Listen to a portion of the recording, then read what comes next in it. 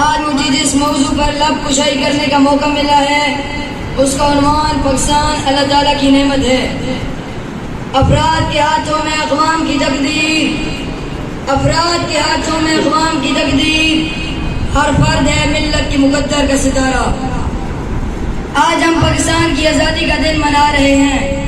یہ دن خوشی کا دن ہی نہیں بلکہ سبق کا دن بھی ہے۔ یہ ملک ہمیں کسی نے پلیٹ میں رکھ کر نہیں دیا بلکہ لاکھوں مسلمانوں کی قربانیوں، ہجرتوں، شہادتوں اور دعاؤں کا نتیجہ ہے۔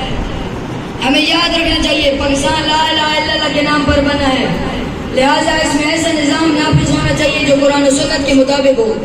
1947 سے پہلے برصغیر کے مسلمان غلامی کے زنجیروں میں جکڑے ہوئے تھے، نہ انہیں دینی آزادی تھی، نہ عزت سے جینے کا حق، نہ آزادی کے ساتھ اسلامی تعلیمات پر عمل کرنے کی اجازت۔ لیکن پھر قائد محمد علی جناح رحمۃ اللہ علیہ، علامہ محمد اقبال رحمۃ اللہ علیہ اور ہزاروں علماء کرام اور کارکنان نے تحریک پاکستان چلائی۔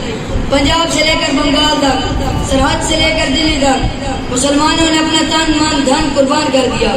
لوگوں نے قربانیاں کیوں دی؟ کیا آپ جانتے ہیں؟ آپ نہیں جانتے، میں آپ کو بتاتا ہوں۔ لوگوں نے پاکستان کی خاطر اپنا تن من دھن اس لیے قربان کیا کیونکہ وہ ایسی سرزمین چاہتے تھے جہاں لا الہ الا اللہ کا پرچم لہرائے، جہاں اسلامی نظام ہو، دینی مدارس ہو، قرآن کی تعلیم ہو، اذان کی آزادی ہو۔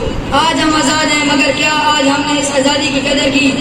یاد رکھیں، اگر ہم نے اس قربانی کو بھلا دیا تو یہ نعمت ہم سے چھین بھی سکتی ہے۔ آخر میں دعا ہے اللہ تعالیٰ ملک پاکستان کو سلامت رکھے۔ میں اپنی تقریر کا اختتام اس شعر سے کرنا چاہوں گا۔